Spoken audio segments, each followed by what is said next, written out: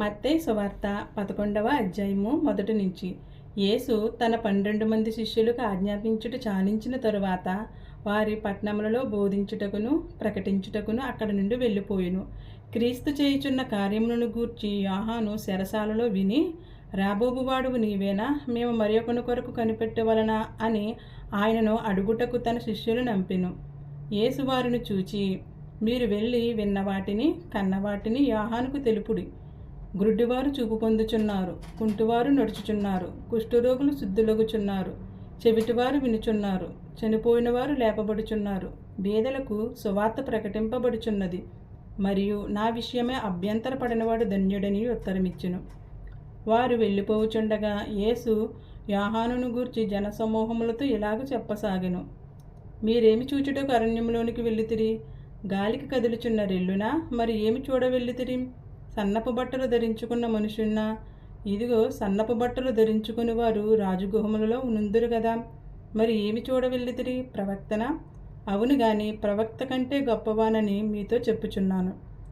ఇదిగో నేను నా దూతను నీకు ముందుగా పంపుచున్నాను, అతడు నీ ముందర నీ మార్గమును సిద్ధపరచును అని ఎవని గుర్చి వ్రాయబడినో అతడే ఈ యోహాను.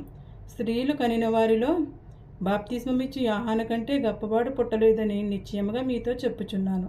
అయినను పరలోక రాజ్యంలో అల్పుడైన వాడు అతని కంటే గొప్పవాడు. బాప్తిస్మమిచ్చి యోహాను దినములు మొదలుకుని ఇప్పటి వరకు పరలోక రాజ్యం బలాత్కారంగా పట్టబడుచున్నది. బలాత్కారులు దానిని ఆక్రమించుకునిచున్నారు.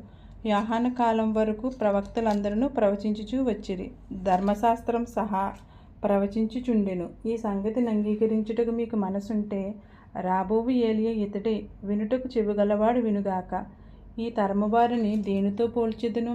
సంత వీధులలో కూర్చునియుండి మీకు పిల్లనుగురవు ఊదితిమి గాని మీరు నాట్యమాడ రైతిరి, ప్రాలాపించితిమి గాని మీరు రొమ్ము కొట్టుకున్న రైతిరని తమ చెలికాండ్రితో చెప్పి పిలుపులాటలాడుకుని పిల్లకాయలను పోలియున్నారు.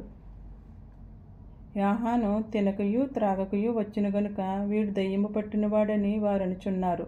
మనుష్య కుమారుడు తినుచును త్రాగుచును వచ్చును గనుక ఇదిగో వీడు తిండిబోతును మద్యపానీయు సుంకరులకును పాపులకును స్నేహితుడునని వారనుచున్నారు. అయినను జ్ఞానము జ్ఞానమని దాని క్రియలను బట్టి తీర్పు పొందినను.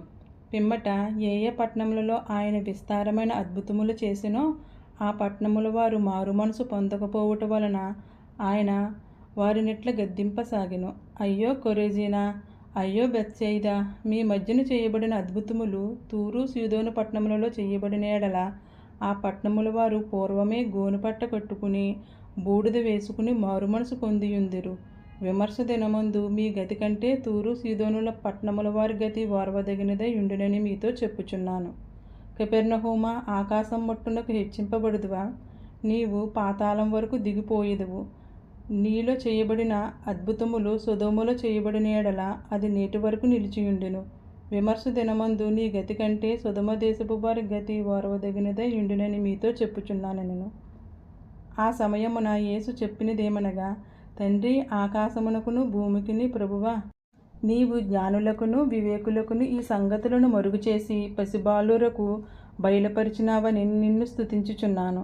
అవును తండ్రి, ఇలాగు చేయుట నీ దృష్టికి అనుకూలమాయెను. సమస్తమును నా తండ్రి చేత నాకు అప్పగింపబడి ఉన్నది. తండ్రి గాక ఎవడును కుమారుని ఎరగడు, కుమారుడు గాకను కుమారుడెవనికిని ఆయనను బయలుపరచనుద్దేశించినో వాడు గాకను మరి ఎవడును తండ్రిని ఎరగడు. ప్రయాసపడి భారం మోసుకునిచున్న సమస్త జనులారా, నా యొద్దకు రండి, నేను మీకు విశ్రాంతి కలుగుజేతును. నేను సాత్వికుడును దీన మనసు గలవాడును గనుక మీ మీద నా కాడి ఎత్తుకుని నా యొద్ద నేర్చుకొనుడి, అప్పుడు మీ ప్రాణములకు విశ్రాంతి దొరుకును. యాలి అనగా నా కాడి సులువుగాను నా భారం తేలికగాను ఉన్నవి.